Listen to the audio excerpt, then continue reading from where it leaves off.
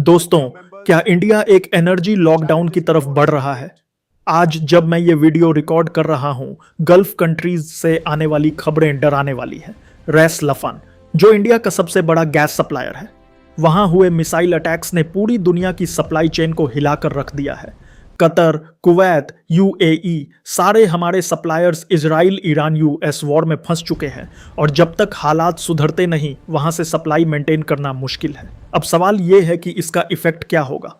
क्या पेट्रोल के और गैस के दाम बढ़ जाएंगे? हमारे किचन की गैस सप्लाई आखिर कब तक चल पाएगी? लेकिन रुकिए, इस तबाही के बीच एक ऐसी उम्मीद की किरण जागी है जो शायद इंडिया की किस्मत हमेशा के लिए बदल दे। अंडमान के समंदर में एक मेगा गैस ट्रेजर मिला है, एक ऐसा मैसिव रिजर्व जो इतना बड़ा है कि अगर हमने इसे सही वक्त पर निकाल लिया तो कतर हो या रशिया, इंडिया को किसी के आगे हाथ फैलाने की जरूरत नहीं पड़ेगी। इस वीडियो में हम आज के चल रहे ईंधन के शॉर्टेज के बारे में जानेंगे और देखेंगे कि कैसे इंडिया इसको टैकल कर रहा है। साथ में उन मेगा प्रोजेक्ट्स के बारे में बात करेंगे जो अभी के सिचुएशन और फ्यूचर में भी हमें एनर्जी सिक्योरिटी देगा। तो बने रहिएगा हमारे साथ लास्ट तक। पर आगे बढ़ने से पहले अभी के अभी वीडियो को लाइक एंड सब्सक्राइब जरूर कर लीजिएगा। इंडिया के पास टोटल 26 सेडिमेंट्री बेसिन्स है जिनमें मैसिव ऑयल और गैस रिजर्व्स छुपे हो सकते हैं। लेकिन सबसे हैरान करने वाली बात यह है कि हमें अभी तक इनमें से सिर्फ 7 या 8 बेसिन को ही अच्छे से टैप किया है। बचा हुआ लगभग 70% हिस्सा एक अनएक्सप्लोर्ड गोल्ड माइन है जो अभी भी समुद्र की गहराइयों में हमारे अगले मूव का इंतजार कर रहा है। इंडिया के दोनों कोस्ट्स पर 2 बड़े फील्ड्स हैं जिनके बदौलत हमारी रसोई आज चल रही है। वेस्टर्न कोस्ट पर है ओएनजीसी का मुंबई हाई फील्ड और बासिन फील्ड। ये दोनों फील्ड्स कई सालों से हमें गैस दे रहे हैं, पर अब ये दोनों फील्ड्स मैच्योर हो चुके हैं और धीरे धीरे इनकी प्रोडक्शन डिक्लाइन कर रही है। ईस्टर्न कोस्ट पर कृष्णा गोडवारी बेसिन में रिलायंस का KG-D6 ब्लॉक काफ़ी इंपॉर्टेंट गैस फील्ड है जो हमारे डोमेस्टिक प्रोडक्शन का 25 से 30% पूरा करता है। इसमें 3 बड़े क्लस्टर्स हैं, आर क्लस्टर्स, सैटेलाइट क्लस्टर और एमजे फील्ड, और इनको रिलायंस और BP कंबाइंडली एक्सट्रैक्ट करती है। ऑनलैंड फील्ड्स में असम और त्रिपुरा वो 2 स्टेट्स हैं जो करीब हमारे डोमेस्टिक प्रोडक्शन का 13% प्रोड्यूस करते हैं, और हाल ही में त्रिपुरा में नए गैस रिजर्व्स मिलने के सबूत मिले हैं जिसके प्रोडक्शन में आने से हमें काफ़ी हेल्प मिल सकती है। इन सब के अलावा कंबई बेसिन और राजस्थान फील्ड्स भी हमारे प्रोडक्शन का पार्ट है, और इन सब फील्ड्स को मिला के इंडिया अपने ज़रूरत का 50% गैस प्रोडक्शन कर लेता है, पर बाकी का 50% बाहर के देशों से मंगवाना पड़ता है।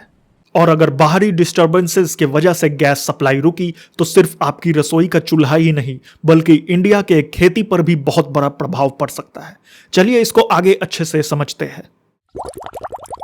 जो नेचुरल गैस हम घरों या फैक्ट्रीज में यूज करते हैं उनमें एक्चुअली कोई स्मेल नहीं होती, ये बिल्कुल ऑडरलेस होती है। गैस लीक का पता लगने के लिए इसमें जानबूझकर मरकैप्टन नाम का एक केमिकल मिलाया जाता है। ये 1937 में हुए टेक्सास के एक स्कूल की दर्दनाक हादसे के बाद ऐड की जाने लगी। इस हादसे में ओडरलेस गैस लीकेज के वजह से पूरी स्कूल की बिल्डिंग ब्लास्ट हो गई थी और 300 लोगों की जान चली गई थी। इंडिया डेली एक 189 से 195 million metric standard cubic metres gas consume कर जाता है, जिसमें से 50% तो डोमेस्टिकली प्रोड्यूस होता है, बाकी का 50% बाहर से मंगवाना पड़ता है। अगर कंजम्पशन के परसेंटेज को देखें तो घरों और सिटी गैस डिस्ट्रीब्यूशन में करीब 21% गैस ही कंज्यूम होता है। इसके अलावा इंडस्ट्रियल यूज में 12% और पावर जनरेशन में 12 से 14% कंज्यूम होता है। पर जो सबसे बड़ा पार्ट है वो फर्टिलाइजर्स बनाने में जाता है, करीब 34%। भारत एक कृषि प्रधान देश है, इसलिए गैस का सबसे बड़ा हिस्सा यूरिया बनाने में जाता है।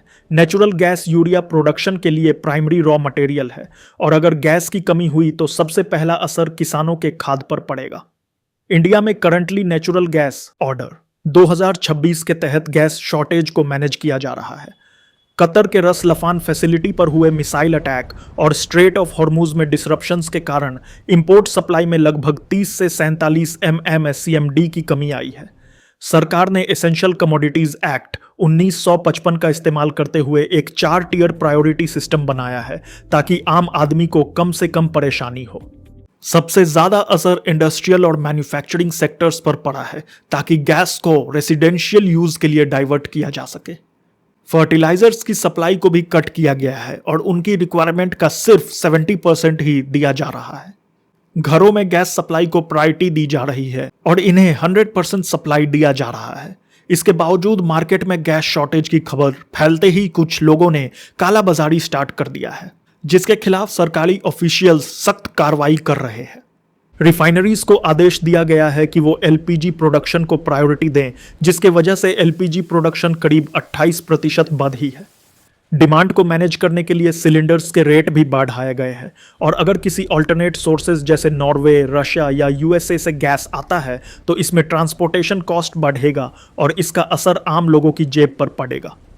पर क्या हम अपने डोमेस्टिक प्रोडक्शन को फिलहाल के लिए बढ़ा नहीं सकते? मतलब जब तक हालात सुधर नहीं जाते तब तक हम अपने फील्ड से ज्यादा गैस निकाल लेते हैं। ऐसा हो सकता है कि नहीं? आइए इसके बारे में आगे अच्छे से बात करते हैं। पर अभी तक की वीडियो इंफॉर्मेटिव लगी हो तो प्लीज चैनल को सब्सक्राइब कर लीजिएगा और इस वीडियो को एक लाइक भी जरूर दे दीजिएगा और हम ऐसे ही मजेदार वीडियो आपके तक लाते रहेंगे। आपको लगता होगा कि गैस निकालना आसान है, पर एक गैस वेल किसी अंडरग्राउंड गुब्बारे की तरह होती है। अगर आप इसमें से लिमिट से ज्यादा तेजी से गैस निकालेंगे तो वेल के अंडर का प्रेशर अचानक ड्रॉप हो जाएगा, जिससे आसपास के अंडरग्राउंड पानी वेल में भर जाएंगे और वो गैस फील्ड हमेशा के लिए बर्बाद हो जाएगी। इसलिए प्रोडक्शन बढ़ाना एक बहुत डेलिकेट प्रोसेस होता है और इसके लिए सेफ्टी मेजर्स को कंसीडर करना बहुत जरूरी होता है।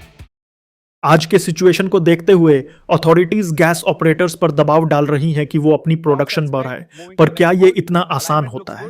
मतलब क्या ये वैसा है कि हमें एक के बदले 2 बाल्टी पानी भरना है तो नल को घुमाकर तेज कर दिया जिससे जल्दी से दोनों बाल्टी भर जाए? ये इतना आसान बिल्कुल नहीं है। ऑयल और गैस रिजर्व्स भले ही आपको नदी के जैसे लगते हों, जिसमें से जब जरूरत पड़ी तो ज्यादा पानी निकाला जा सके, पर ये वैसे होते नहीं है। इनकी प्रोडक्शन एक कॉम्प्लेक्स प्रोसेस से सेट की जाती है और इसको मेनली 3 अथॉरिटीज डिसाइड और कंट्रोल करती है। सबसे पहला डिसीजन होता है ऑपरेटर्स का, जो ये देखते हैं कि डेली प्रोडक्शन कितना करना है और इसके लिए उनकी टेक्निकल कैपेबिलिटीज और सेफ्टी कितनी है। दूसरी अथॉरिटी है directorate general of hydrocarbons, DGH। ये GOVT बॉडी है जो मॉनिटर करती है कि कंपनीज रिसोर्सेज को वेस्ट तो नहीं कर रही हैं या गलत तरीके से तो नहीं निकाल रही हैं। तीसरी authority ministry of petroleum and natural gas है, जो क्राइसिस के वक्त बताती है कि देश को कितनी ऑयल और गैस की जरूरत है। अभी मिनिस्ट्री ने natural gas control on order 2026 के तहत इमरजेंसी प्रोडक्शन के ऑन ऑर्डर्स दिए हैं। पर फिर भी ऑर्डर्स मिलने के बाद भी ग्राउंड लेवल पर आउटपुट बढ़ाना आसान नहीं है, क्योंकि हर वेल की अपनी एक कैपेसिटी होती है। ऑपरेटर्स ज्यादा से ज्यादा 5 से 10% आउटपुट बढ़ा सकते हैं, जैसे मुंबई हाई और केजी बेसिन में अभी प्रोडक्शन बढ़ाया गया है। पर ऑपरेटर्स सेफ्टी का पूरा ख्याल रखते हैं कि इसके वजह से रिजर्वॉयर में कोई गड़बड़ी ना आए। ONGC और रिलायंस ने नए वेल्स की ड्रिलिंग और कमीशनिंग को फास्ट ट्रैक कर दिया है ताकि अगले 3 से 4 महीनों में एक्स्ट्रा सप्लाई ग्रिड में आ सके। और यहीं पर आता है हमारा मैसिव गैस फील्ड, जिनको फास्ट ट्रैक ड्रिल करके आने वाले कुछ महीनों में इंडिया अपनी गैस नीड्स को पूरी कर सकता है। और जंग कितना भी लंबा चले, इंडिया के ग्रोथ पर इसका कोई असर नहीं पड़ेगा। चलिए इसको आगे समझते हैं। अंडमान और केजी बेसिन के गहरे समुद्र में सिर्फ नॉर्मल गैस नहीं बल्कि फायर आइस यानी गैस हाइड्रेट्स भी छुपे हैं। ये दिखने में बिल्कुल नॉर्मल बर्फ के टुकड़े के जैसे होते हैं, पर इनमें आग लग सकती है। इस बर्फ के सिर्फ 1 क्यूबिक मीटर टुकड़े में 160 क्यूबिक मीटर नेचुरल गैस छुपी होती है। यह फ्यूचर का सबसे बड़ा एनर्जी सोर्स बन सकता है। दोस्तों, पिछले कुछ सालों में इंडिया में कई जगह गैस होने के संकेत मिले हैं, पर उनमें से 2 जगह हैं जहां गैस फील्ड्स होने के संकेत सबसे स्ट्रॉन्ग हैं। पहला है हमारा hero Andaman and Nicobar island, जहां पर 2025 में ही ऑयल इंडिया ने गैस फील्ड्स खोज निकाला है। और हैरान करने वाली बात यह है कि इसमें मीथेन की परसेंटेज 87% है, जो इस फील्ड को हाई क्वालिटी का बनाता है। पर इस गैस रिजर्व से इतनी जल्दी गैस नहीं निकाला जा सकता, इवन अगर हम वॉर फुटिंग पर भी काम करें, क्योंकि ये फील्ड्स अल्ट्रा डीप वाटर में मौजूद हैं और अभी इनिशियल स्टेजेस में हैं। यहां से गैस प्रोडक्शन में लाने में अभी सालों का समय लगेगा। यहां से गैस निकालने के लिए या तो हमें सबसी पाइपलाइंस बिछानी पड़ेगी, जो कि इतने डीप वाटर में हाई प्रेशर झेलने के लिए डिजाइंड हो। इस पाइपलाइंस के थ्रू गैस को डायरेक्ट चेन्नई या मेनलैंड इंडिया के पोर्ट्स तक भेजा जा सकेगा।